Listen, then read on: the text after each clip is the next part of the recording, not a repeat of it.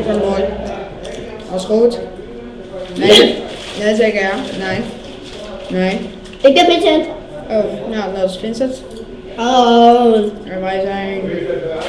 Ik ben de regisseur van de kerstfilm Kerstmist.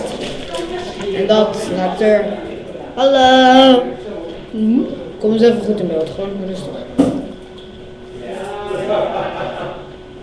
Ja, oké, dat is wel goed.